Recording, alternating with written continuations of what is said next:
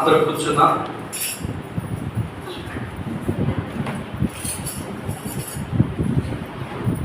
అందరము కూర్చొని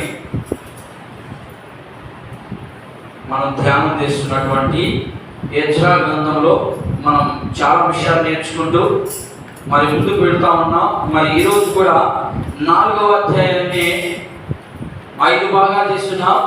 5 భాగంలో ఒక్క భాగం కూడా అవ్వలేదు. మైక్లన్నీ ఆఫ్ చేసినాయి, బటన్స్ అన్నీ ఆఫ్ చేసేసాయి. 3 రకం 5 భాగాలు చేసి ఒక్క భాగం కూడా కంప్లీట్ చేయలేకపోయాం. చాలా విషయాలు నేర్చుకున్నాం మనం. ఈరోజు అదే భాగంలో నుంచి ఇంకొన్ని విషయాలు మనం నేర్చుకుందాం. దీన్ని నేను 5 భాగాలు చేశాను. ఈ 5 భాగాల్లో ఇవన్నీ కలిపితే నేను చెప్పే సారాంశం.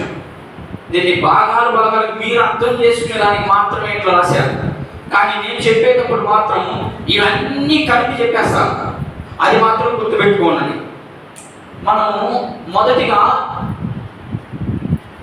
4వ అధ్యాయంలో 1-2 వచనాలను మాత్రమే చదివి ఆ తర్వాత ముందుకు వెళ్దాం. చదువుదాం.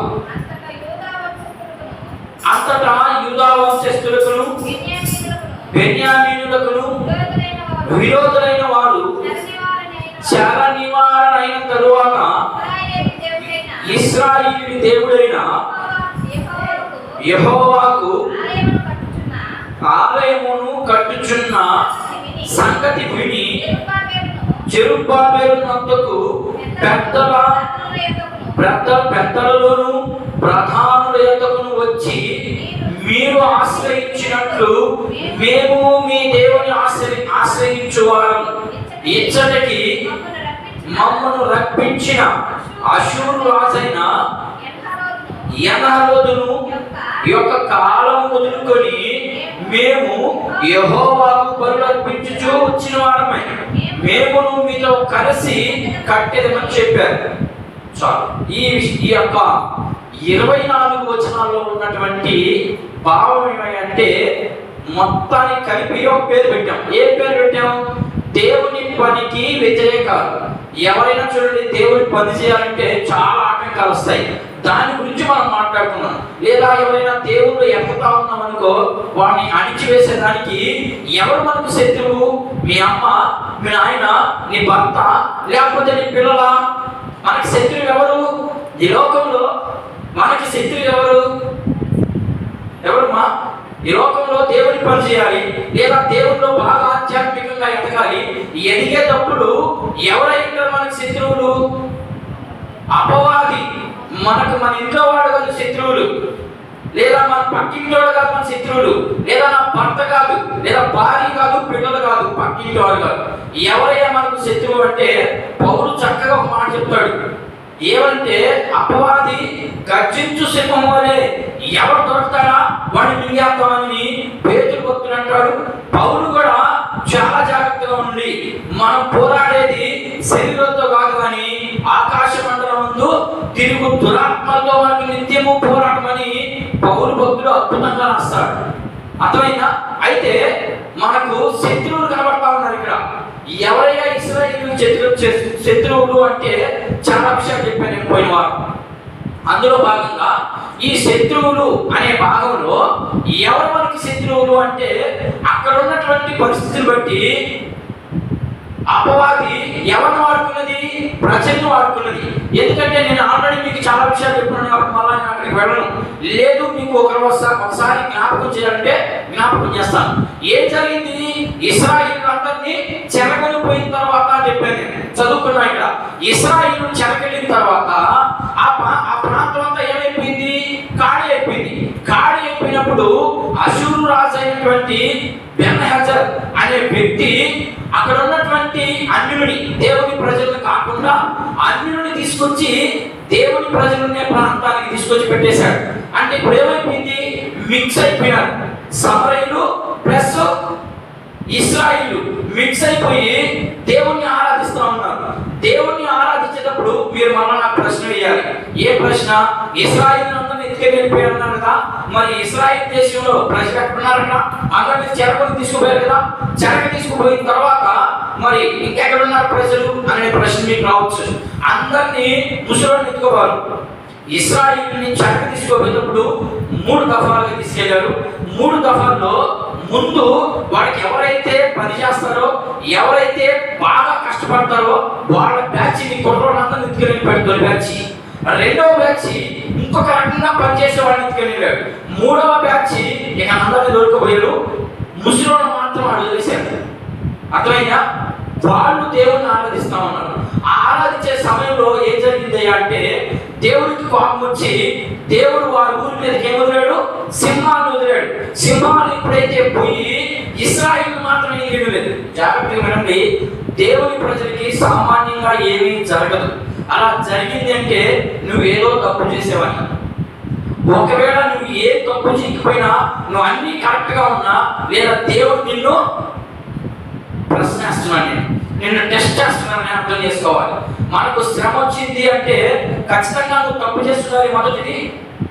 రెండవది, దేవుడు నిన్ను పరీక్ష చేసేదానికైనా మన ఇంటి మీద కానీ మన కుటుంబం మీద కానీ ఖచ్చితంగా అపవాదిని వదులుతాడు. దేవుడు వచ్చి శ్రమ పెడతాడు నిన్ను. దేవుడు శ్రమ పెట్టే దేవుడు కదా ఆయన సంతోషాన్ని సమాధానాన్ని ఇచ్చేవాడు. ఆయనలో నువ్వు ఎదగతున్నావా లేదు ఆయనలో నుంచి దూరంగా ఉన్నావా అనే విషయాలు తెలిసే దానికోసం అపవాదికి ఛాన్స్ ఇస్తాడు నీ మీద. నువ్వు అపవాదిని కానీ ఆహ్వానించుకున్నావా అంటే నీ యొక్క కుటుంబం చిన్నాభిన్నం అయిపోద్ది.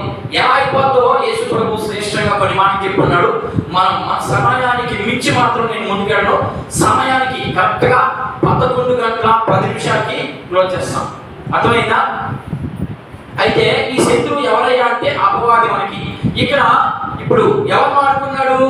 ఇశ్రాయేలుని ఎప్పుడైతే తీసుకెళ్ళిపోయాడో వెంటనే అక్కడికి వచ్చినటువంటి ప్రజలు యెహోవా దేవుని బలిపీఠం మీద, ఆ రోజుల్లో ఉన్నత స్థలాలనే పేరు కూడా ఉంది దీనికి.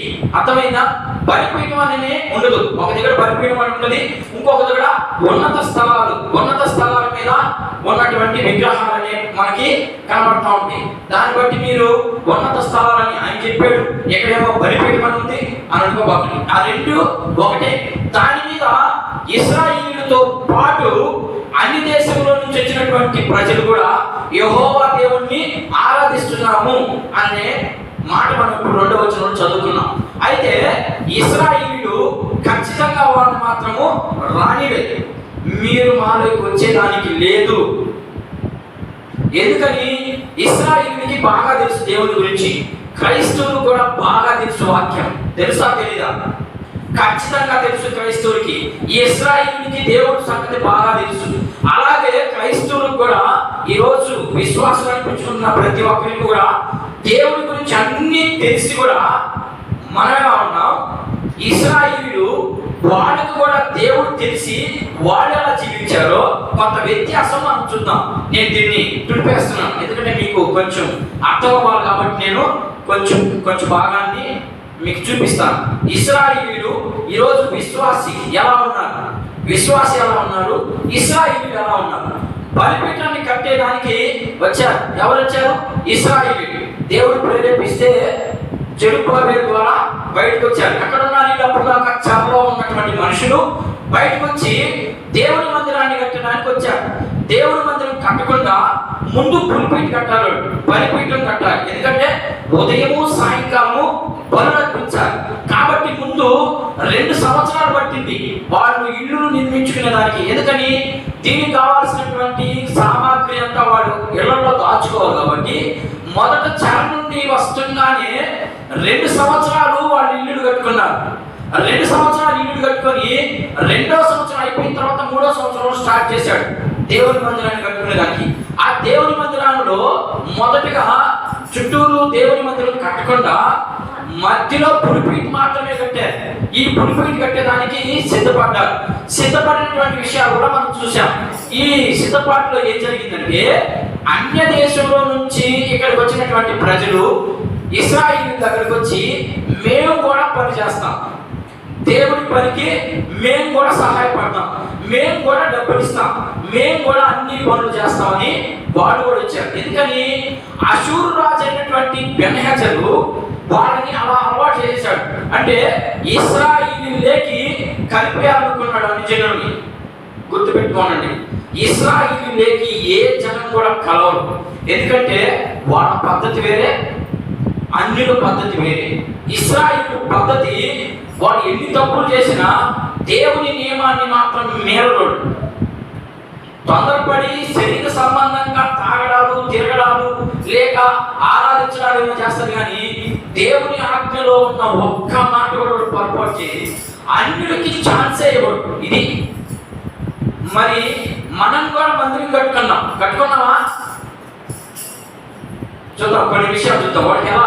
వాళ్ళు ఎలా ఉన్నారు? వీళ్ళు వచ్చి మేము కూడా మందిరం కడతానంటే వీళ్ళు ఏమన్నారు? చదవండి, ఏం చదవండి, హెచ్చరిక గ్రంథం చదువుకుంటారండి. 4వ అధ్యాయం. నాకు జాగ్రత్తగా చదవాలి, నాయన నిదానంగా చదవాలి, అర్థం అవ్వాలి వాళ్ళకి. 4వ అధ్యాయము చదవండి, 2వ వచనం చదవండి. నేను చదువుతా చూడండి. జెరుబ్బాబెలు వద్దకు పెద్దలలో ప్రధానుల యొద్దకు వచ్చి మీరు ఆశ్రయించినట్లు మేము మీ దేవుడిని ఆశ్రయించేవారు. ఇచ్చటికి మమ్మల్ని రప్పించిన అశూరు రాజు మొదలుకొని మేము యెహోవాకు బలులర్పించువారని మేము మీతో కలిసి కట్టేదని చెప్పారు. అందుకు జెరుబ్బాబెలును యెహోషువ, ఈయన యాజకుడు, ప్రధాన యాజకుడు. ఎవరు? యెహోషువ. ఇశ్రాయేలు పెద్దల్లో తక్కిన ప్రధానులు మీరు మాతో కలిసి దేవుని మందిరమును కట్టుటకు నిమిత్తము లేదు, మేము మాత్రమే కట్టాలి అంటున్నారు. ఇక్కడ ఏం చెప్తున్నారు? ఇక్కడ ఇశ్రాయేలీయులు ఏం చెప్తున్నారు అవతల వారికి? మీరు ఎట్టి పరిస్థితుల్లో దేవుని మందిరాన్ని కట్టేదానికి మేము ఒప్పుకోము, మేము మాత్రమే కడతాం అన్నారు. మరి ఈరోజు ఎవరి సంగతో ఎందుకు కానీ మన సంగతి ఎత్తుకుందాం, ఎవరితో మనకు అవసరం లేదు. మనం మందిరం కట్టామా? ఇందులో మందిరం కట్టాం, 2 మందిరాలు కట్టారు. ఈ 2 మందిరాలు కట్టినప్పుడు మనం నిజంగా దేవుని ఆజ్ఞ మనకు తెలిసినట్లయితే, నిజంగా మనం దేవుణ్ణి ఆరాధిస్తున్నట్లయితే, నిజంగా అంటే అబద్ధంగా కూడా చాలా మంది ఆరాధిస్తాం. అది ఎలా సైతానుడు వాడుకుంటాడో నేను మీకు ఈరోజు క్లియర్గా చూపిస్తాను. ఈరోజు ఒక సినిమా లాగా, ఒక పిక్చర్ లాగా మీకు చూపిస్తాను.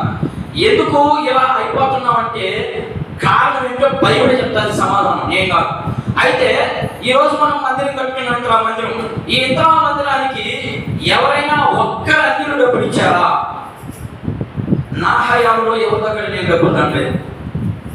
నా చేతికి వచ్చిన తర్వాత సంఘం వాళ్ళే ఇచ్చారు, కానీ నేను బయట ఎక్కడ డబ్బులు తండ్లేదు. అన్యులు అక్కడ రూపాయి కూడా తీసుకోలేదు. మరి దీనికి పునాది వేసేటప్పుడు లేదా ఆ మందిరం కట్టేటప్పుడు చుట్టుపక్కల తీసుకున్నదంతా అన్యుల సొమ్మే. అన్యుల సొమ్ము తీసుకుంటే దేవుడు ఖచ్చితంగా ఒప్పుకోడు. ఈ విషయం జాగ్రత్తగా గమనించండి. మీకు కావాలంటే వాక్యం కూడా చూపిస్తాను నేను. అన్యుల దగ్గర నుంచి 10 పైసలు కూడా మనము చాచకూడదు. ఎవరైతే క్రీస్తు రక్తంలో కడగబడి ఉంటాడో, ఎవరైతే క్రీస్తును అంగీకరించాలనుకుంటాడో వాడు 10 పైసలు ఇచ్చిన చాలు, అది దేవుడు వారికి ఇచ్చే ఆశీర్వాదం. వారి అక్కడ కొలది, వారికి కలిగిన సంపద కొలది మీరు దానం చేయాలి దేవుని మందిరానికి. మరి మనం ఏం చేసాం? మనం ఏంటి ఏం చేస్తున్నాం? ముందు అన్నిటికి పోయి చెప్పుకుంటున్నాం, అయ్యా మేము దేవుని మందిరం కట్టుకోవాలి, మాకు కొంత మీరు సహాయం చేయండి. ఎగతాళి చేయరా? ఖచ్చితంగా ఎగతాళి చేస్తారు. కానీ ఇశ్రాయేలు వాళ్ళకి ఛాన్స్ ఇచ్చారా? వాడు మేము డబ్బులు ఇస్తాం, మేము పని చేస్తామన్నారు. వాడు ఏమనుకున్నారా? చచ్చినా కూడా మీరు మా దగ్గరికి వచ్చేదానికి లేదు, మేమే కట్టాలి మా దేవుని మందిరం అని అన్నారు. మరి మనం ముందు వాళ్ళ దగ్గరికి వెళ్ళి వాళ్ళ దగ్గర నుంచి తెచ్చుకొని, అందుకని ఈ మందిరం 8 సంవత్సరాలు ఆగిపోయింది. ఈ విషయం మీకు చెప్పినా మీరు వినరు, మీరు నమ్మరు. ఇప్పుడు నమ్ముతారు, ఎందుకంటే వాక్య సందర్భం వచ్చింది కాబట్టి. ఎందుకు ఆగిపోయిందో, ఇశ్రాయేలీయులు ఎందుకు అన్యుల్ని వద్దన్నారో మీకు కొంచెం క్లారిటీ ఇస్తాను. నిర్గమాకాండం చూద్దాం, కొన్ని వచనాలు మాత్రమే చూద్దాం. ఎందుకు పని ఆగిపోయిందో కొన్ని వచనాలు మాత్రమే మనం చూద్దాం.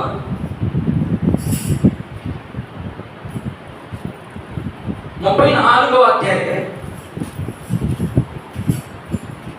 నిర్గమాకాండము 34వ అధ్యాయం 12వ వచనం కానించి చదవండి. నాయన నీట్గా చదువు, నాయన మమత చదువు, మాకు స్పష్టంగా చదవాలి, క్లియర్గా స్పష్టంగా చదవాలి. చదువు 34వ అధ్యాయం, నిర్గమకాండము 34వ అధ్యాయంలో చాలా చక్కగా రాసిన చూడండి. ఇశ్రాయేలు ఎందుకు వస్తున్నారు? మరి మనం కూడా ఇశ్రాయేలే కదా, మనం కూడా దేవుడిని నమ్ముకున్నటువంటి ప్రజలమే కదా, మనకి ఎందుకు రావడం లేదు ఈ జ్ఞానం? మనకు భయం లేదు, వాడికి భయం ఉంది. చూద్దాం, చదువునే. నీవు ఎక్కడికి వెళ్ళుచున్నావు? దేశపు నివాసులతో, ఆ దేశపు నివాసులతో నిబంధన చేసుకోనకుండా జాగ్రత్త పడు. ఏం చెప్తున్నాడు ఇక్కడ? మోషే, దేవుడు మోషేకి ఇచ్చినటువంటి ఆజ్ఞల్లో లేదా ఆయన ఇచ్చినటువంటి నియమాలలో మొదటిగా చెప్తున్నాడు, నువ్వు ఎక్కడికి వెళ్ళినా ముందు వాళ్ళతో నిబంధన చేయబాకు. ఏమని? ఉదాహరణకి అన్యుల పిల్లల్ని మనం చేసుకోవచ్చా? చేసుకోకూడదు. వాడికి ఆస్తి ఉందా, అందం ఉందా, అవన్నీ ముందు పక్కన పెట్టి వాడు క్రైస్తవుడా కాదా ఇది తెలియాలి. దాన్నే చెప్తున్నాను ఇక్కడ. నువ్వు సిక్కిన అవతల ఊరికి వెళ్ళి మీ మేనమామ కొడుకో లేకపోతే మేనత్త కొడుకో నీ బంధువుల పిల్లకాయలో ఒకవేళ ఉన్నట్లయితే తొందరపాటులో వాళ్ళకి మాట ఇవ్వబాకు. అదే చెప్తున్నాను ఇక్కడ. నువ్వు బయట దేశానికి వెళ్ళి ఏం చేయకూడదంటున్నామా? నిబంధన చేయకూడదు. నిబంధన ఎలా చేస్తారు మీకు తెలుసా? అబ్రహాంతో నిబంధన చేశాడు. నాయన బాగా వినండి, అబ్రహాంతో దేవుడు నిబంధన చేశాడు. ఎలా నిబంధన చేశాడు తెలుసా? తెలీదా? తెలియదు. నేను చెప్తా చూడండి. ఉదాహరణకి నేను ఈ నెలలో ₹1,00,000 బాకీ తీసుకున్నాను, అప్పు తీసుకున్న దానికి ప్రామిసర్ నోట్ రాసిస్తామా? ఆ ప్రామిసర్ నోట్ ఏంటికి అసలు? నేను ముగించేస్తాను. ప్రామిసర్ నోట్ ఏమైనా చేస్తుందా? ఏం చెయ్యి. అలాంటప్పుడు ఎందుకు రాసుకోవాలా? దాన్నే నిబంధన అంటారు. అయ్యా, నీ దగ్గర నేను డబ్బు తీసుకున్నది నిజమే, ఒకవేళ నేను ఆ డబ్బు చెల్లించని పక్షంలో నా ఆస్తిని కానీ లేకపోతే నాకు సంబంధించినటువంటి చాలా స్థిరాస్తులు కానీ నువ్వు దేన్నైనా అడ్డగించవచ్చు. అది నిబంధన. ఇప్పుడు అబ్రహాంతో నిబంధన చేశాడు దేవుడు. చేశాడా? ఎలా చేశాడు? ఆదికాండము 3వ అధ్యాయంలో దొరుకుతుంది. ఇది మీరు అక్కడ వెళ్ళొద్దు, టైం సరిపోదు కాబట్టి నేను చదివించలేదు, నేనే చెప్పేస్తాను. అక్కడ అబ్రహాముతో నిబంధన చేసి ఏమని చేస్తానంటే, ఇదిగో నీ సంతానము ఇసుక లేని వాడి వలె విస్తరింపజేస్తాను, నువ్వు నేను చూపించు దేశానికి వెళ్ళు అని ఒక తీర్మానం తీసుకున్న తర్వాత అబ్రహాము దేవుడు చెప్పిన మాటకి లోబడి వెళ్తాడు. కాబట్టి అక్కడ దేవుడు అబ్రహాముకి నిబంధన చేస్తాడు. ఏమని చేస్తాడంటే, ఒక పెయ్యను తీసుకొని వచ్చి ఒక ఆవు దూడను తీసుకొచ్చి దాన్ని ఖండాలుగా విభజించి దేనికి యథార్థం దాన్ని పెట్టాలి. తలకి యథార్థం మొండికి పెట్టాలి. ఉదాహరణకి మీకు గీస్తున్నాను సార్, ఇక్కడ మనిషిలాగా గీస్తున్నాను. ఇవి చేతులు, ఇవి కాళ్ళు. ఏడు కాడికి నరికేశాడు, ఇక్కడ కాడికి నరికేశాడు, ఇక్కడికి నరికేశాడు. ఇట్లా పెట్టాలి. మనిషిని ఎన్ని భాగాలు చేశాడు? 1, 2, 3, 4 భాగాలు చేశాడు. ఈ 4 భాగాలు యథార్థం పెట్టాలి. ఇట్లే ఉండాలి. అది దానికి ఎటు మార్చకూడదు. కానీ పాత నిబంధనలో బలు అర్పించేటప్పుడు ఇలా ఉందా? ఇలా లేదు. నిబంధన చేసేటప్పుడు మాత్రమే ఇలా ఉంది. నిబంధన చేయనప్పుడు బలు అర్పించేటప్పుడు ఇలా ఉండదు. వల్ల జాగ్రత్తగా గమనించాలి మీరు. నిబంధన చేసుకున్నప్పుడు మాత్రమే దేని దాని యథార్థం. ఒకవేళ పక్షి చేస్తే పక్షి, ఆవు తీస్తే ఆవు, గొర్రె తెస్తే గొర్రె, మేక తీస్తే నాకు ఏదైనా కానీ దానికి యథార్థం పెట్టాలి. అర్థమైందా? అప్పుడు వీళ్ళిద్దరూ నిబంధన చేసుకున్నప్పుడు ఎలా జరుగుతారు చూడండి ఒకసారి. ఏడకు వచ్చి నిబంధన చేసుకుంటారు. ఎందుకు ఇలా జరగాలి? లేకపోతే దేవుడు కదా, అబ్రహామా నేను మాటిస్తున్నా నీకు, నేను నీకు ఇక నేను ఏదైతే చెప్పానో దాన్ని ఖచ్చితంగా నేను చేస్తాను అని దేవుడు అబ్రహాంతో చెప్పేసి సరిపోదా? సరిపోదు. ఎందుకని? ఒకవేళ దేవుడు మాట తప్పితే, కానీ అబ్రహాం మాట తప్పితే దానికి శిక్షగా ఇది ఎందుకు ఇలా చేస్తారంటే, పాత నిబంధనలో ఒకవేళ నేను తప్పు చేస్తే, దేవుడు నాకు తప్పు చేస్తే నన్ను ఇది ఎలా ఖండించగా ఎలా నరికేసావో అలా నరికేసే అబ్రహామా, అది నిబంధన. ఒకవేళ అబ్రహాము తప్పు చేస్తే అబ్రహామును కూడా ఇలా నరికి అలా చంపేయాలనేది నిబంధన. అర్థమైంది మీకు ఇప్పుడు? నిబంధన అంటే ఇది నిబంధన చేసుకోవడం వల్ల. అట్లాగే ఇశ్రాయేలు ప్రజలకి ముందుగానే మోషే చెప్తా ఉన్నాడు దేవుడు. ఏమని చెప్తున్నాడంటే, మోషే నువ్వు తొందరపాటులో వెళ్ళి వాటితో నిబంధన చేసుకుంటావేమో. ఏమని? ఈ అరణ్య మార్గంలో వెళ్తా ఉన్నారు వాళ్ళు ఈ కనాను ప్రాంతానికి. ఈ కనాను ప్రాంతానికి వెళ్ళేటప్పుడు మధ్యలో ఊరు పెరిగినాయి. కొంతమంది ఊరులో నడిపంలో పానీ లేదు, నడిపంలో పోయడానికి లేదు, మీదంతా తిట్టుకోబండి అని చెప్పడం జరిగింది ఆ రోజుల్లో. కానీ దేవుడు తోడై ఉన్నాడు కాబట్టి వాడు మనసును ప్రేరేపించి అదే నడిపంలో తీసుకెళ్ళిపోయాడు. సరే, దాని దగ్గరికి వెళ్ళండి. అయితే ఇప్పుడు ఏం జరుగుతా ఉంది? నువ్వు తొందరపాటుగా నిబంధన చేయొద్దు. ఎందుకు నిబంధన చేయొద్దు అన్నాడో వెంటనే చదువు. ఒకవేళ అది నీకు ఉరి కావచ్చు. అద్దుకో ఏంటంట? ఒకవేళ అది నీకు ఉరి కావచ్చు. అయింది మన చర్చికి ఈరోజు ఉరి. ఎందుకు దేవుని పని ఆగదా? దేవుని పని ఆగదు. దేవుడు ఒకసారి మొదలు పెట్టాడు అంటే దేవుని పని ఆగదు. ఎన్ని అడ్డులు వచ్చినా, ఎన్ని ఆటంకాలు వచ్చినా నువ్వు మాత్రం కరెక్ట్ గా ఉన్నప్పుడు ఆగనే ఆగదు. అది నీ సొంత పనైనా సరే, నా జాగ్రత్త వినాలి. నీ సొంత పనైనా, దేవుని పనైనా, దేవుని నియమాల్లో నువ్వు నడుచుకుంటూ వెళితే నీ పని ఆగదు. నీ పని ఆగింది అంటే నువ్వు దేవుని నియమాల్లో లేవు, అంతే. నువ్వు దేవుని నియమాల్లో లేకపోతే ఖచ్చితంగా ఆటంకాలు వస్తాయి. ఒకవేళ దేవుని నియమాల్లో ఉన్నా కూడా ఆటంకం వచ్చిందంటే అది నీకు పరీక్ష, అది నీకు ఆశీర్వాదమే. ఇది మాత్రం గుర్తుపెట్టుకున్నాను. ఇప్పుడు శత్రువు గురించి మాట్లాడుతాను. ఎలా శత్రువు వస్తాడో దాన్ని బట్టి నేను చూపిస్తా ఉన్నాను ఇక్కడ. ఇప్పుడు ఇంకా చదువు.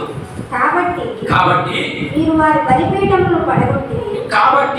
వారి బలిపీఠములను పడగొట్టి వారి బొమ్మలను పగలగొట్టి వారి దేవతా స్తంభములను పడగొట్టవలెను. వేరొక దేవునికి నమస్కారము చేయవద్దు. ఆయన నామము ఎంతో అమ్మ, మన దేవుడికి ప్రేమ కలిగిన దేవుడు అని చెప్తున్నారు చాలా మంది. అసలు ఆయనకు పాపమే రాదంటున్నారు. ప్రేమాస్వరూపి అని చెప్తున్నారు. ఆయన రోషము కలిగినటువంటి దేవుడు అని దేవుని వాక్యం సెలవిస్తూ ఉంటే మనం మాత్రం ఏం చెప్పుకుంటాం? దేవునికి కోపం రాదు, ఎన్ని తప్పులు చేసినా దేవుడు నన్ను క్షమించు అంటే క్షమిస్తాడు అని మీరు అనుకుంటున్నారు. కానీ ఖచ్చితంగా అలాంటి స్థితి అయితే లేదు. చదువు, ఇంకా చదువు. ఆయన రోషము గల దేవుడు ఆ దేశపు ప్రజలు అంటే ఎవరు? ఇప్పుడు నేను బలిపీఠం కట్టాలన్నా చూడు, వాళ్ళు షోమ్రోన్లో ఉన్నారు. వీళ్ళు షోమ్రోన్లో నుంచి చెరకపోయారు. చెర నుంచి మళ్ళా షోమ్రోన్కి వచ్చారు. ఈ షోమ్రోన్లో కట్టేదానికి సిద్ధపడతా ఉన్నారు. ఇప్పుడు షోమ్రోన్లో ఉన్నటువంటి వారు కాకుండా పక్కవారు వచ్చారు. పక్కవారు వచ్చి ఇప్పుడు నేను కడతామంటున్నారు. చదువునండి. ఆ దేశపు నివాసులతో నిబంధన చేసుకోకుండా జాగ్రత్త పడు. వారు ఇతర దేవతలతో ఇక్కడ విభజించి అంటగానే మీరు ఊహాలకి వెళ్ళిపోతారు. దేవతలతో విభజన చేస్తారా? దాని అర్థం ఏంటంటే మీరు నా ప్రజల నుండి మళ్ళా వాళ్ళు ఆరాధిస్తున్నటువంటి వారి కాడికి వెళ్ళి వాళ్ళ కాడికి తీసుకుంటారు డబ్బులు. వాళ్ళతో ఎలా చేయించుకుంటారు మీరు పని? అది దాని అర్థం. అక్కడ మనకు అర్థమయ్యేదానికి మాత్రమే ఈ భాషలో రాయబడింది. చదువు. ఆ దేవతలకు బలి అర్పించుచున్నప్పుడు ఒకడు నిన్ను పిలిచిన ఎడల నీవు వాని బలిద్రవ్యమును తినకుండా చూసుకోవాలి. ఉన్నారా? మా సన్యాసాలు తినకుండా ఉన్నారా? ఖచ్చితంగా ముందు పోయింది మనమే. వాడు పిలిచారనుకో ముందు పోయే, అందరికంటే ముందు ప్రార్థన చేసుకుంటా ముందు పోయి. పౌలు చెప్పాడు కదా, ఏమని? మీరు ప్రార్థన చేసినప్పుడు ఇది పరిశుద్ధపరచబడుతుంది అన్నాడు కదా. దాన్ని బట్టి మీరు ఫీల్ అయిపోకండి. మనం తినకూడదు, ఖచ్చితంగా తినకూడదు. ఆ మరుసటి రోజు తినాలి. ఈరోజు పండుగ వచ్చింది, ఆ పండుగలో మనల్ని పిలిచారు భోజనానికి. ఆ పండుగ రోజు పోయి తింటే ఆ పండుగకి అర్పించి దాన్ని తిన్నట్టే దాంతో సమానం. దాన్ని ఏం అర్పించలేడు పాపం. ఆ రోజు నువ్వు తిన్నావు అంటే ఖచ్చితంగా దానికి అర్పించినట్టే లెక్క. పక్క రోజు పోయి తిను, లేకపోతే ముందు రోజు పోయి తిను. ఆ రోజు ఎందుకు పిలిచాడు నిన్ను? సెలబ్రేషన్. వద్దులే, నేను అక్కడికి వెళ్ళను, ఇంకా చందనం పోతుంది. చదువు. మరియు నీవు నీ కుమారుల కొరకును వారి కుమార్తెలను పుచ్చుకొని ఎడల వారి కుమార్తెలు తమ దేవతలతో విభజించి నీ కుమారుని తమ దేవతలతో విభజింప చేతులేమో. కోట పోసిన దేవతలను చేసుకొనవలదు. మీరు పొంగని వారి పండుగ ఆచరింపవలెను. నేను నీకు ఆజ్ఞాపించినట్టు అబీబు నెలలో మనకి సందర్భం మారిపోతుంది. ఏం చెప్తారు ఇక్కడ? మీరు ఖచ్చితంగా వాళ్ళన్నిటికే బాగోడు.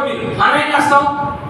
ఏమ్మా, నేను చాలా మంది దగ్గరికి చాలా ప్రాంతాల్లోకి వెళ్తా ఉన్నప్పుడు వాళ్ళు ఏం చెప్తారంటే, మేమేమో క్రైస్తవుని అన్నిని బట్టి తీసుకొచ్చుకొని చేసుకొని ఆ అమ్మాయిని మార్చుకుంటాం మేము, లేదా అబ్బాయిని మార్చుకుంటాం అని చెప్తున్నారు. కానీ ఇక్కడ దేవుడు ఏం చెప్తున్నాడు? అలా చేయడం తప్పు అంటున్నాడు. ఇప్పుడు మీకు ఒక వ్యక్తి గుర్తు రావాలి. అలా చేసిన వ్యక్తి ఎవరు వచ్చారు? ఆయన అలా చేశాడు. ఆయన దేవుని పెట్టేయండి, దేవునితో ముఖాముఖిగా మాట్లాడుకొని ఆ వ్యక్తి తప్పు చేశాడు. ఏమని? నేను మార్చుకుంటా నా భార్యని, లేదా నా భర్తను నేను మార్చుకుంటా అని చెప్పి చేసినటువంటి వ్యక్తి ఒకే ఒక వ్యక్తి ఉన్నాడు బైబిల్లో. ఎవరు ఆ వ్యక్తి చెప్పండి? దావీదా అన్ని దేవుళ్ళకు మొక్కలేదు. Very good. సొలొమోను మహారాజే అంత జ్ఞానం కలిగిన వ్యక్తి. దేవుడికి ప్రార్థన చేస్తే అగ్ని దిగొచ్చేసింది కిందకి, ప్రార్థన చేసిన వెంటనే అగ్ని వచ్చేసింది.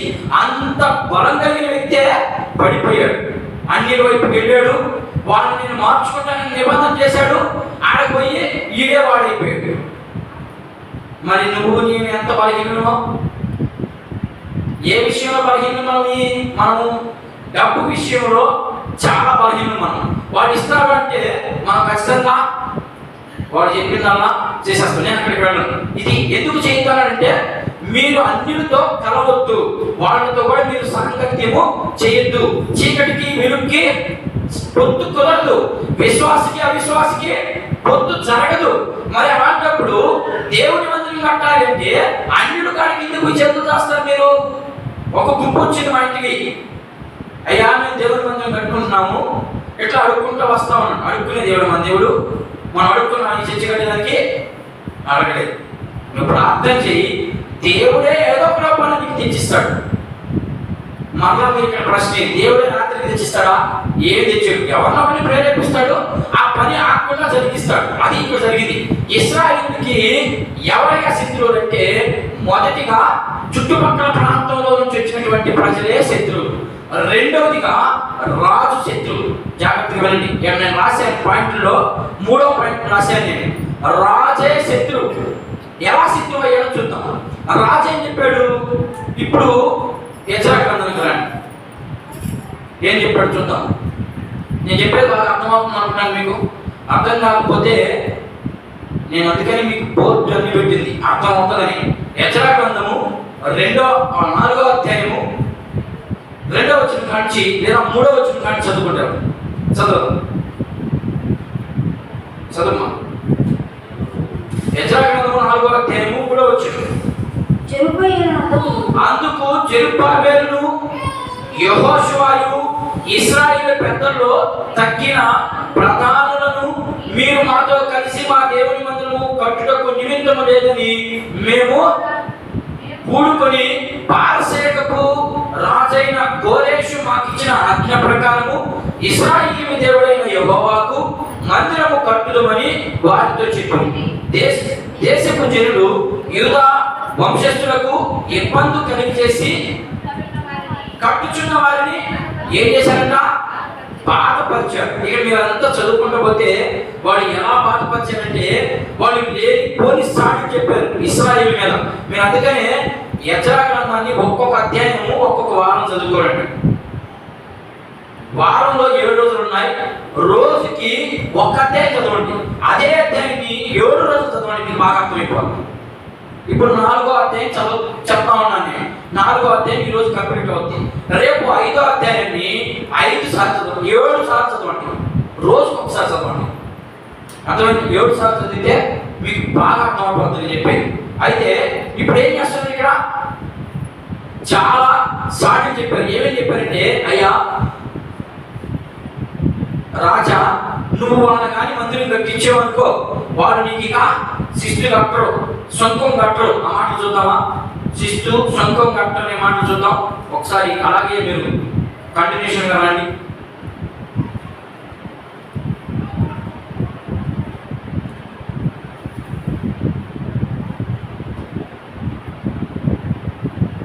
నేను 13వ వచ్చింది చూడండి ఒకసారి.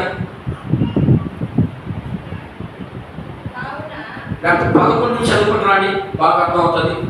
వీరు రాజైన అర్తహషస్యాకు రాసి పంపించిన ఉత్తరము నక్కలు. నక్కలు అంటే చేలో తిరిగే నక్కలు కాదు. నేను మా చేలో తిరిగే నక్కలకు లేదు పంపు తీసి. నక్కలు అంటే పాత రోజుల్లో ఎవరి పేరు మీద ఉంది ఆ భూమి, లేకపోతే ఎవరి మీద ఆ ఆజ్ఞలు ఉన్నాయి. ఆ రోజు పత్రికలు కాబట్టి ఆజ్ఞ అనుకుందామా? చదువు. నకలు నది యువతలనున్న తమ దాసులమైన మేము రాజైన తమకు తెలియజేయమని ఏమనగా, తమ సన్నిధి నుండి మా వద్దకు వచ్చిన యూదులు యెరూషలేమునకు వచ్చి తిరుగుబాటు చేసి ఆ చెడు పట్టణము కట్టుచున్నారు. వారు దాని ప్రాకారములను నిలిపి దాని పునాదులను మరామతులను చేయుచున్నారు. కావున రాజు అయిన తమకు తెలియవలసింది ఏమనగా, చూడండి ఎట్లా చేస్తున్నారు సైతం, ఈ పట్టణమును కట్టి దాని ప్రాకారములు నిలబెట్టినగా వారు శిస్తు గాని శుల్కము గాని పన్ను గాని ఇయ్యకుందురు. అప్పుడు రాజులకు రావాల్సిన పైకము నష్టపోదు. చూడు సైతాన్ ఎలా చెప్తా ఉన్నాడు, అయ్యా దేవుని మందిరం కట్టడానికి మేము ఆజ్ఞ చేసే ప్రసిద్ధిన వాళ్ళ పేరు దేవుని మందిరం కట్టేది అనుకో, నీకేమి మీరు పన్ను కట్టరు, సొంతం చెల్లించరు, నీకు నష్టపోతారు. ఇప్పుడు రాజు ఏం చేస్తాడు? ఉదాహరణకి మీకు అర్థమయ్యేదానికి, ఒక గోడ దగ్గరికి పక్కింటాను పోయింది, గోడ దగ్గరికి పక్కింటాను వచ్చింది. అలా ఉంది ఇది. వచ్చి మీ అత్త తిరిగేస్తా ఉంది ఈదులు. ఇప్పుడు ఈదులో ఉంటే నువ్వే పని చేసి పెట్టాలన్నా? ఏమ్మా నువ్వే మాత్రం పని చేయాలన్నా? ఆ మాత్రం బయట తిరగచ్చు కానీ నువ్వు మాత్రం తిరగకూడదా అన్నదనుకో. ఇప్పుడు కోడలు ఏం చేస్తుంది? నిజం చెప్పండి. ఇక్కడ చాలా మంది కోడలు ఉన్నారు. నిజం చెప్పండి, అబద్ధం చెప్పకుండా చెప్పండి. నేనే వచ్చి, ఏమమ్మా మీ అత్తకి ఇదంతా తిరుగుతా ఉంది, ఆయన అడగలుగుతుంది, మరి నువ్వు తినేదిగా, నువ్వే ఒక్కదానివే వాదించమ్మా అన్నా, నువ్వే పట్టుకొచ్చుకన్నా, నువ్వే అన్ని చేయాలన్నా, ఏమన్నా చేయకూడదా? ఆమె ఏమన్నా ముసిరామా అన్నదనుకో. కోడలుగా మీరేం చెప్తారో చెప్పండి. నిజం చెప్పండి, అబద్ధం చెప్పకుండా చెప్పండి. ఏమ్మా చేయమని చెప్తారా? ఆ చేయమని చెప్తే నువ్వు నిజంగా దేవుని పెట్టివేనా? నువ్వు నిజంగా ఆత్మీయురాలివేనా? మీ అత్త తిరిగింది, రేపు నీకు వస్తుందా పొజిషన్? ఆమె కూడా కోడలే, ఇప్పుడు అత్త అయింది, రేపు నువ్వు అవుతావు. ఇప్పుడు చుచ్చాల పెట్టే స్థితిలో అప్పుడు తిరిగేస్తుంది ఆమె వెనక్కి, రివర్స్ అత్త వెనక్కి. అలా ఉంది. అలా పెట్టేసరికి నిప్పు పెట్టేసరికి ఇప్పుడు ఈ రాసేమన్నాడు, సరే అత్త వచ్చేసింది. ఇప్పుడు కోడలు చెప్పేసిపోయింది అంటాక ఇప్పుడు అక్కడికి చెప్పడం మొదలు పెట్టింది. చూడమ్మా నువ్వు ఏదో ముసలిదానివి, ఏదో వయసుకి వెళ్ళేదానివి, నువ్వు అటు ఇటు తిరిగేవనుకో పాపం, దానికి ఏమి అది బాగుంది కదా, అది చేసుకోవచ్చు కదా. ఇదో మళ్ళీ వాషింగ్ తీస్తుంది, గుట్టుకే దానికి ఇంకేముంది, నీళ్లు పెట్టేది లేదు, మాట వేస్తే నీళ్లు, ఇంకేమి ఇక్కడ లేకపోతే చెప్తా దానికి. ఇప్పుడు అంతా ఫైర్ అయిపోద్ది కోడలు మీద, ఇక నా గొప్ప కొల్లేరైపోద్ది. ఇప్పుడు పెడుతున్నాడు ఈడట, ఈ శిక్షకు పెడుతున్నాడు. రాజు దగ్గరికే చెప్తున్నాడు, రాజా నువ్వు నష్టపోతావు, వాళ్ళ మందిరం కట్టిపాక నా మాటను. కావాలంటే వాళ్ళ పితరులు చేసినటువంటి, వాళ్ళ పూర్వీకులు చేసినటువంటి పన్నాగం అంతా బైబిల్లో రాస్తుంది, నక్కల్లో రాస్తుంది. రాసి ఉంది, ధర్మశాస్త్రంలో ఉంది, కావాలంటే తీసి చదువుకో. వాళ్ళకి కష్టపెడతారు. అవన్నీ రాసి పూర్వకాలంలో జరిగినటువంటి సంగతులన్నింటినీ రాసి వాడికి మనం డైరీ ఎలా రాసుకుంటామో అలా రాసుకొని పెట్టుకుంటారు. అలాంటి దాంట్లో వాడు రాసి పెడితే అప్పుడు రాజు అయింది తిరిగేసి చదివి ఇప్పుడు ఏం చేశాడు? మీరు అర్థహదస్స గురించి వినలేదా? ఎస్తేర్ గ్రంథం వినలేదమ్మా? ఎస్తేర్ గ్రంథంలో ఉంది కదా, అదే జరిగింది ఇక్కడ. దీన్ని ఏది ఎజ్రా, నెహెమ్యా, ఎస్తేర్ ఇట్లా రాసుకుంటూ వేరు. అర్థమైనా? ఈ మధ్యకాలంలో కొంత విరామం వచ్చింది. విరామ కాలంలో ఎస్తేర్ గ్రంథం రాసేసారు. నేను చెప్పేది మీకు కొంచెం కన్ఫ్యూజన్ ఉంటుంది, ఆయన అర్థం చేసుకునే ప్రయత్నం చేయండి. సరే, నేను అక్కడ అలా పెట్టాడు. స్విచ్ పెట్టి ఏం చేశాడు? మందిరం పని ఆపేశాడు. 24 వచనాలు మీరు చదివితే ఆపేశాడు. దాంట్లో రకరకాలుగా వాళ్ళకి మందిరం కట్టనీయకుండా ఇబ్బంది కలిగజేశాడు. ఇది అక్కడ ఉన్నటువంటి భావం. ఎక్కడ ఉన్నటువంటి భావం?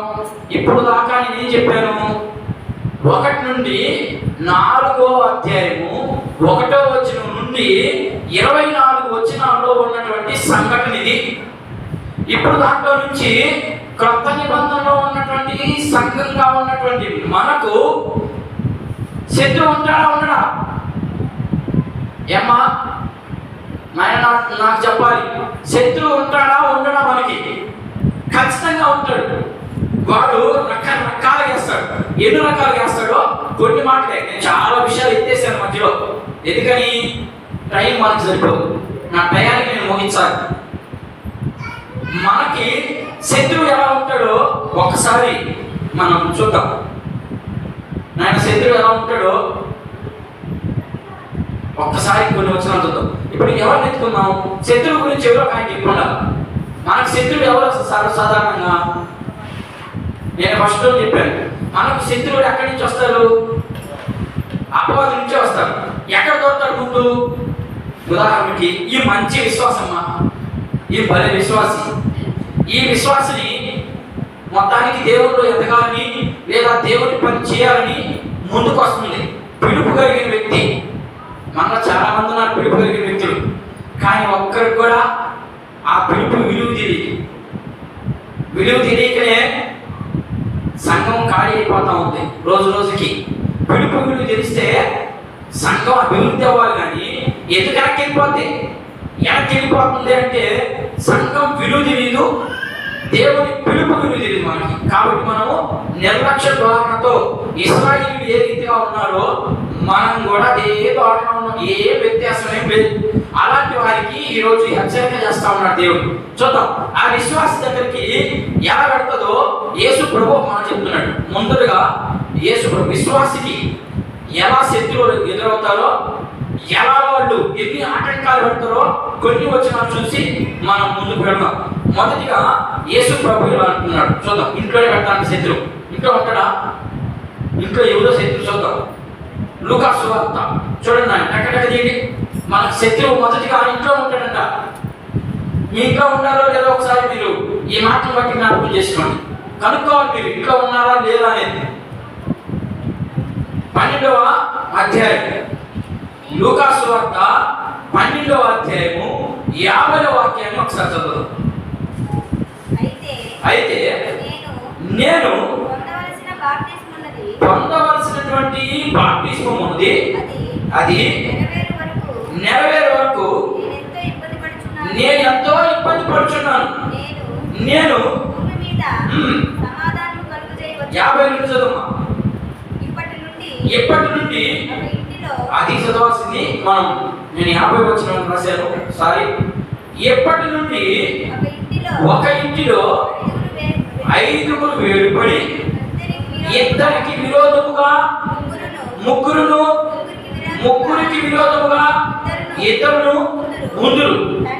తండ్రి కుమారునికి, కుమారుడు తండ్రికి, తల్లి కుమార్తెకును, కుమార్తె తల్లికి, అత్త కోడలికి, కోడలు అత్తకును విరోధముగా ఉందురు. దీన్ని వివరిద్దాం. ఎలా జరుగుతుంది ఇది? అమ్మకి కొడుకు ఎవరు కట్టలేమన్నా? ఇప్పుడు వచ్చి చూడు మా ఇంటికి, ఆ వస్తే అమ్మకు కాదు భార్య భర్త కూడా పెట్టేస్తుంది. ఇప్పుడు వచ్చాడు ఒక మా ఇంటికి వచ్చింది కదా, మీ అంతా తిరుగుతా ఉందని మా ఆయనకి చెప్తే మా ఆయన ఊరికి ఆమె ఇంటి తిరగ నేను కూడా తిరుగుతారని ఇద్దరు ఫైటింగ్. అది కొంపలో తగ్గు అంటే వాళ్ళిద్దరూ ఆత్మీయులు కాదు. వాళ్ళిద్దరూ ఆత్మీయులైతే ఆ కుటుంబంలో సమాధానం ఉంటుంది. ఒకరు కాకపోయినా ఒకరు ఆలోచన చేయాలి, ఒరే ఇది కరెక్ట్ అయినా కాదా, ఎందుకు వచ్చి ఎట్లా ఉంది అని వాళ్ళిద్దరు మనం ఆలోచన చేసుకున్నప్పుడు వాళ్ళకి ఒక అండర్స్టాండింగ్ వస్తుంది. ఇది ఇంట్లో జరుగుతుందంట. సరే చూద్దాం. సంఘంలో ఇంట్లో అయిపోయింది. ఇప్పుడు ఇంట్లో ఏమో తప్పు పెట్టేశారు, ఆ ఇంటిని నానా కాబట్టి చేసేసారు, ఒకరికొకరు సంబంధం లేకుండానే చేసేసారు. ఇప్పుడు సంఘానికి వచ్చింది అపవాది, సంఘంలోకి వచ్చింది. సంఘంలోకి వచ్చి ఎలా దొరికింది చూడండి. రెండు విషయాలు ఉన్నాయి ఇక్కడ. మొదటి విషయం చెప్తా ఉన్నా. మొదటి విషయంలో మీకు దాదాపు 4 విషయాలు చూపిస్తాను. రెండో విషయంలో ఒక విషయాన్ని చూపించి నేను ముగిస్తాను. రెండో విషయంలో సొంత సంఘంలోనే పడ్డది. ఎలా పెట్టిందో చూద్దాం. కొరింథీయులకు రాసినటువంటి మొదటి పత్రిక, కొరింథీ సంఘానికి పౌలు భక్తుడు రాస్తూ మొదటి పత్రికలో మొదటి అధ్యాయము 11 నుంచి 15 వచనాలు మనం గమనిద్దాం. నా సహోదరులారా, ఏం చెప్తున్నాడంట? ఇది సంఘానికి రాస్తా ఉన్నాడు. సహోదరులారా, మీలో కలహములు ఎందుక? ఇక్కడ ఏం చెప్తున్నాడంటే, ఇప్పుడు పౌలు ఎక్కడ ఉన్నాడు? కొరింథీ సంఘంలో ఉన్నాడా? లేడు. ఆయన రోమా సంఘంలో ఉన్నాడు. అక్కడికి తెచ్చిపోయింది ఆయనకి. ఏమని? మీలో మీ సంఘంలో కలహాలు కలిగి ఉన్నవని నేను విన్నాను. కాబట్టి మిమ్మల్ని గురించి ఎవరంట? త్రోయ అనే ఇంటి వారి నుండి ఆయన తెలిసింది, నాకు తెలియజేయబడింది. మీలో ఒకడు నేను పాస్టర్ వాడిని. మీకు అర్థమైందని చెప్తున్నాను. అదేమనుకుంటున్నారంట? ఒకడు నేను పాస్టర్ పార్టీ, మరొకడు అపోలోనే ఎవరు సంఘ పెద్ద పార్టీ, మరొకడు నేను అదో అలా పాటలు బాగా పాడుతుంది ఆ పార్టీ, ఇంకొకడు ఆమె ప్రార్థన బాగా చేస్తుంది వాడి పార్టీ. ఈ పార్టీతో కొట్టుకొని వస్తున్నారు ఈ సంఘంలో. పౌలు ముందుగానే ఎరిగి రాస్తా ఉన్నాడు. మీలో కలహాలు కలిగి ఉన్నాయి, నాకు తెలిసిపోతా ఉంది. ఏ కలహాలు అంటే సంఘాన్ని మొక్కలు చేసేదానికి ఈ రీతిగా సైతాన్ గారు ఎవరినో ఒకరిని వాడుకుంటాడు. ఆ వాడుకున్నోళ్ళు నువ్వు నేనున్నామేమో జాగ్రత్త పడండి. దాని జాగ్రత్తగా మనం నేర్చుకోవాలి. సంఘాన్ని ముక్కలుగా చేసేసేదానికి సైతాన్ గారు ఆల్రెడీ వచ్చేసాడు. ఎప్పుడైతే వాడు వచ్చాడో వచ్చిన కాడి నుంచి సంఘమే భయపడుతుంది. ఇప్పుడు ఒకడు పాస్టర్ పార్టీ అంటున్నాడు, ఒకడు పాస్టర్ అమ్మ, ఒకడు విశ్వాసి, ఇంకొకడు వీళ్ళందరూ మీకోసం ప్రాణం పెట్టారా? పెట్టలేదు. మీరు కింద చదువుకుంటూ పోతే వీళ్ళెవరు ప్రాణం పెట్టలేదు మీకోసం పెట్టింది ఎవరు? క్రీస్తు. ఆయన కోసం మీరు వెళ్ళండి సంఘానికి, ఆయన కోసం మీరు ప్రార్థన చేయండి. ఇంతేగాని నేను నవతమ పార్టీ, నేను నరేష్ పార్టీ, నేను జకర్యా పార్టీ ఏనో ఇవన్నీ వద్దు. మీరు పార్టీ పెట్టుకున్నారంటే మీలో అపవాది దూరిందనే మీ సంఘానికి వేసింది బెచ్చం. దేంతో? డ్రిల్ మిషన్తో. ఆ మిషన్ చేస్తే గోడైన పడిపోవాల్సిందే. జాగ్రత్తగా ఉండండి. మనం అలా ఉన్నామా? చాలా మంది అలాగే ఉన్నారు ఈ రోజుల్లో. మన కాదు, చాలా సంఘాల్లో ఇదే తంత అయిపోతా ఉంది. అందుకనే ముక్కలుగా విడిపోతా ఉన్నాయి సంఘాలు. మనం పోయే దేనికోసం? పాస్టర్ కోసమా లేకపోతే చూపించుకునే దానికోసమా? మనం వేసుకున్న డ్రెస్సు, మన కాడ ఉన్నటువంటి బంగారు, మన కాడ ఉన్నటువంటి హోదా చూపించుకోవడానికి దేవుని మందిరానికి వెళ్ళేది. ప్రశాంతంగా దేవుని మాటలు విని దేవునితో కూడా నడిస్తే రేపు యుగాలు ఉండాలనే కోరిక వచ్చాం మనం ఇక్కడికి. మరి మనం ఏం చేస్తున్నాం? మన ఇష్టానుసారంగా జీవించేస్తాం. ఇది ఎక్కడ పెట్టాడు? ముందు ఇంట్లో పెట్టాడు. రెండు సంఘంలో పెట్టాడు. మళ్ళా ఇంకొక పాయింట్ ఉంది ఇంట్లో, ఆ పాయింట్ మళ్ళా చెప్తాను. ఇప్పుడు 3 గ్రామంలో పెడతాడు. ఎలా పెడతాడు చూద్దాం. గ్రామంలో ఎలా పెడతాడమ్మా చూద్దాం. గ్రామంలో పెడతాడు చూద్దాం. యోహాను సువార్త 1వ అధ్యాయం ఎలా పెడతాడు చూద్దాం. గ్రామంలో పెడతాడు తగ్గు ఎలా పెడతాడు చూద్దాం. ఈ సంఘటన మీకు తక్కువ అర్థమైపోవాలి. నేను ఆల్రెడీ చెప్పాను దీన్ని, మళ్ళా కూడా చెప్తాను. మీకు 1వ అధ్యాయం 10, 11 వచ్చిన ఆయన ఏంటంట ఆయన ఎవరైనా ఆయన అనే పేరు ఎవరికి వర్తించబడుతుంది? యేసు ప్రభువుకి తప్పితే రెండవదిగా తండ్రి అయిన దేవునికి మాత్రమే. ఇంకెవరికి కూడా ఆయన అనే పదం ఇంకెవరికి వర్తించబడదు. అదేంటి? ఓన్లీ దేవునికి మాత్రమే ఆపాదించబడినటువంటి పదం ఆయన. ఆయన లోకములో ఉండెను, లోకము ఆయన మూలముగా కలిగను గాని లోకము ఆయనను గ్రహించకపోయిను. ఆయన తన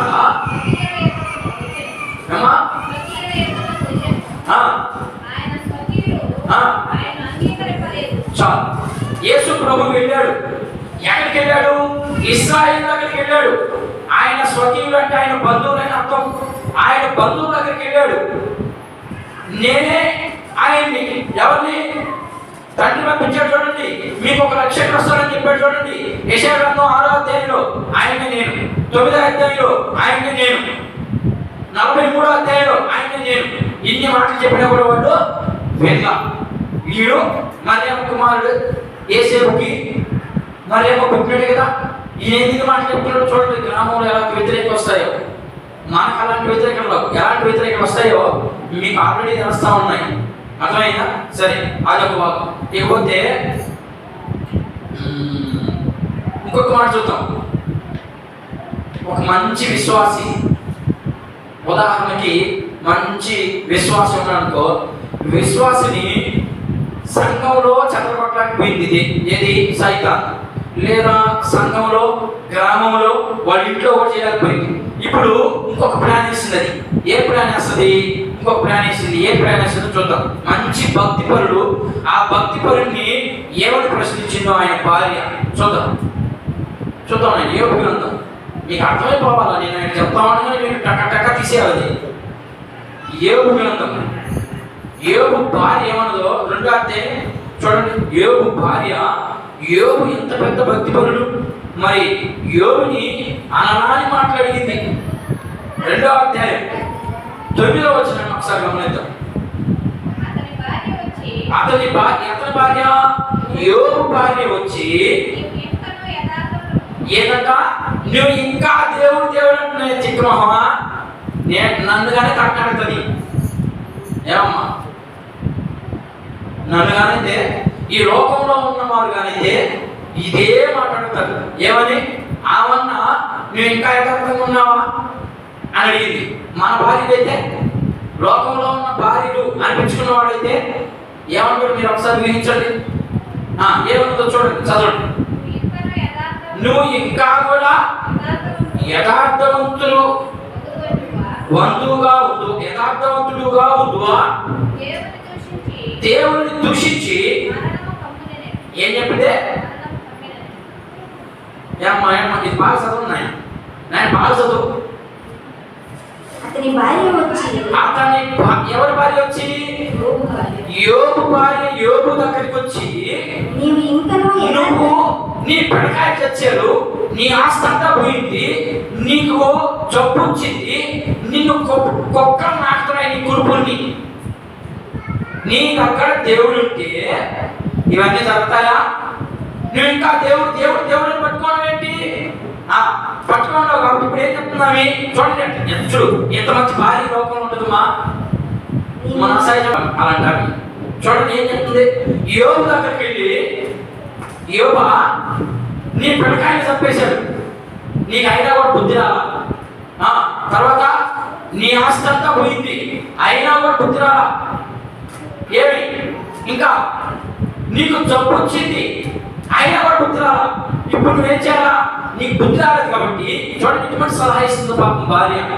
ఇలాంటి భార్యలు అలా పద్యంలో ఒక పద్యం, భర్తని భరోసా ఇవ్వాల్సింది పోయి అయ్యా నువ్వు ఏమి ఇబ్బంది లేదు, నువ్వు యథార్థంగానే జీవించని చెప్పాల్సింది పోయి ఏం చెప్తున్నావు చూడు, చదువు. నీవు ఇంకనూ యథార్థతను వదలకయిందువా? ఇంకా దేవుడిని పట్టుకోండి. దేవుణ్ణి దూషించి దేవుడిని తిట్టి ఎవరన్నావు నువ్వు? నా పిల్లకాయల సంపదవా? నువ్వు నిజంగా దేవుడు అయితే నా ఆస్తి పోతే పిల్లకాయ పోతే భిన్నం మళ్ళా పడుతుంది అనుకుంటారు. ఇప్పుడు ఆస్తి మాత్రం బాగోడు, పిల్లకాయలు చచ్చినా ఇబ్బంది లేదు, ఏమై మళ్ళా పుడతారు పిల్లకాయలు, ఇంకో భార్య చేసుకుందాం, కానీ ఆస్తి మాత్రం బాగోడు. ఇప్పుడు ఆ మడే మాట అదే.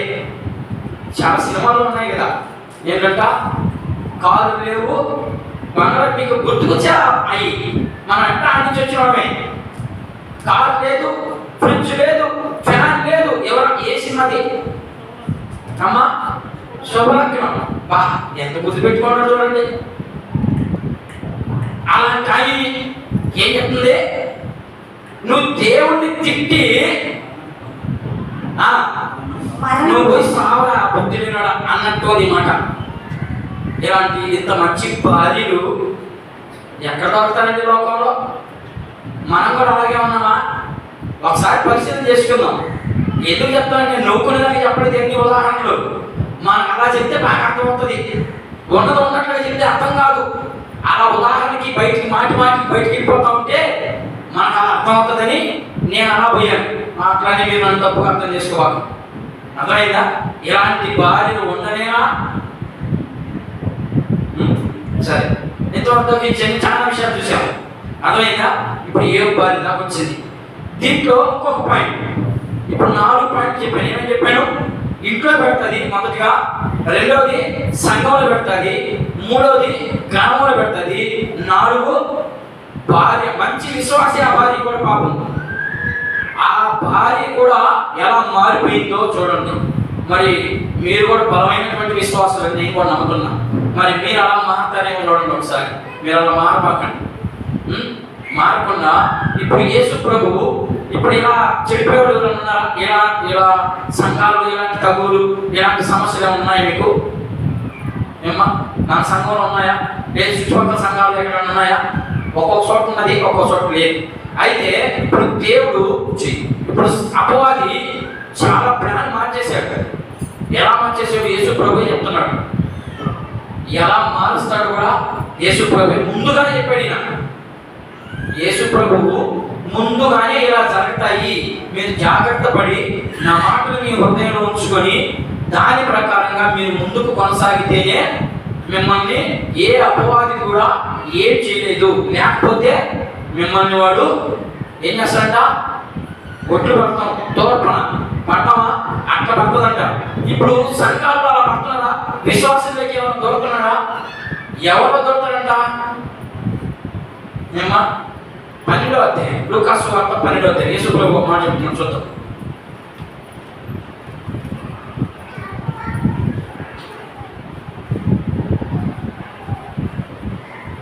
లూకాసు వార్త 22వ అధ్యాయం, 22వ అధ్యాయం, లూకాసు వార్త 22వ అధ్యాయం.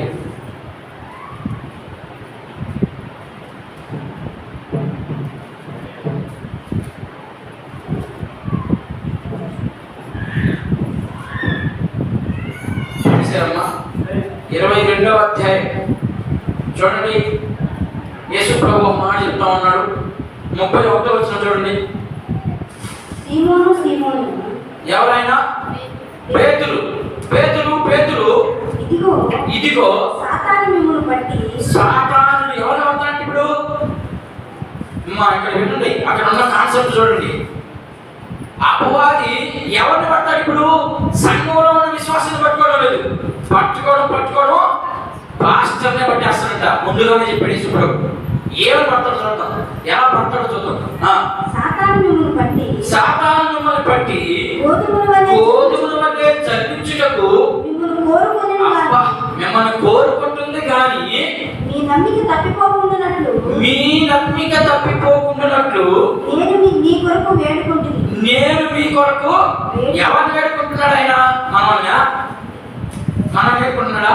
అమ్మా నువ్వు ఆ పక్క పోతావు చెప్తున్నాడా? ఏమని, అయ్యా నా బిడ్డలు ఎక్కడ పడిపోతారో. మళ్ళా అదే లూకా సువార్త 9వ అధ్యాయానికి వస్తే మనము అక్కడ ఏమంటుందంటే, మనము నువ్వు నేను ఎలాగ ఏకమై ఉన్నావో అలాగనే నేను విశ్వాసులు ఏకమై ఉన్నామంటాడు ఆయన. అలా ఏకమై ఉన్నటువంటి మనల్ని సైతాన్ లేదా అపవాది ఎలా చల్లిస్తూ చూడండి. ఇంకా చూడండి, లూకా సువార్తలో చదువు ఆ 22వ అధ్యాయం. నమ్మిక తప్పిపోకున్నట్లు నేను మీ కొరకు వేడుకుంటుని నీ మనసు తిరిగి ఈ సహోదరులను స్థిరపరచుమని చెప్పాను. అయితే అతడు ప్రభువా మీతో కూడా చెరలోనికి మరణమునకును వెలుటకు సిద్ధముగా ఉన్నానని ఆయనతో అనగా, ఇక చాలు, ఈ మాట చెప్పి నేను ముగిస్తాను. ఇప్పుడు ఎవరు ఈ మాట చెప్పింది? యేసు ప్రభుతో స్వయంగా తిరిగినటువంటి వ్యక్తి ఏం చెప్తున్నాడు? ప్రభువా సైతాన్ నన్ను పట్టుకునేది, అది నన్ను పట్టుకుంటుందా? నేను మీతో కూడా మరణించడానికే సిద్ధంగా అన్నాడు. మరణించాడా? వెంటనే అది జరిగిన కొన్ని రోజులకి ఏం జరిగింది? యేసు ప్రభుని పట్టేసుకున్నాడు. యేసు ప్రభుని పట్టేసుకుంటుండగానే ఏం చెప్పాడినా? ఏం చెప్పాడు చెప్పడమ్మా? అసలు ఆయన కూడా అది నేను చెప్పేసి, అంటే సైతాన్ పట్టుకుందా పట్టుకోదు దీన్ని? పట్టుకుంది. మరి నిన్ను నన్ను పట్టుకోదా? ఖచ్చితంగా పట్టుకుంటుంది. యేసు ప్రభు చాలా ఉదాహరణలు చెప్పున్నాడు. అవన్నీ చెప్పేదానికి నాకు అయితే సమయం అయితే లేదు, కానీ చాలా ఉదాహరణలు ఉన్నాయి. అలా పట్టుకుంటుంది. మీరు ఏం చేయాలప్పుడు? జాగ్రత్తగా ఉండాలి, నిబ్బరము కలిగి ధైర్యంగా ఉండాలి ప్రతి విషయంలో. ఇది వాక్యానుసారమా? నా జీవితం వాక్యానుసారంగా వెళ్తుందా? లేకపోతే నా జీవితం మార్పులో ఉందా? నేను దేవుని మాటకి లోపడుతున్నానా? విరోధంగా ఉన్నానా? నేను సమయానికి మందిరానికి వెళుతున్నానా? సమయానికి మందిరానికి వెళ్ళలేకపోతున్నానా? మందిరానికి వెళ్ళలేకపోతే ఏ కారణం చేత నేను మందిరానికి వెళ్ళలేకపోతున్నాను? దేవుని పనికి నేను ఏ రీతిగా ఉపయోగపడలేకున్నాను? మనం మాట్లాడుతున్న మాటలంతా కూడా దేవునిలో ఎదగాలి అంటే, లేదా దేవుని పని చేయాలి అంటే ఏ రీతిగా సైతాన్ని దెబ్బకొట్టాడో నేను మీకు చాలా విషయాలు చూపించాను. ఇంకా చాలా విషయాలు ఉన్నాయి. అయినా కూడా మీరు అన్ని చదువుకోండి, వాటిలోనే ఉంటుంది. కొన్ని విషయాలు మీకు మత్తయి సువార్తలో కూడా దొరుకుతాయి. మత్తయి సువార్తలో కూడా మీరు చాలా విషయాలు మీరు నేర్చుకుంటారు. మత్తయి సువార్త 9వ అధ్యాయంలో నుండి అక్కడ అబద్ధపు ప్రవక్తల గురించి రాస్తాడు. ఆయన అబద్ధపు పాస్టర్లు ఎవరైనా ఉన్నారా? ఏమ్మా, అబద్ధపు పాస్టర్లు ఉన్నారా? మరి వాళ్ళు కూడా ఇదే బైబిల్ తెస్తున్నారే. అవి తినము, ఇది ఎందుకంటే ఇది వినకూడదు, అందరు వినకూడదు. అబద్ధపు పాస్టర్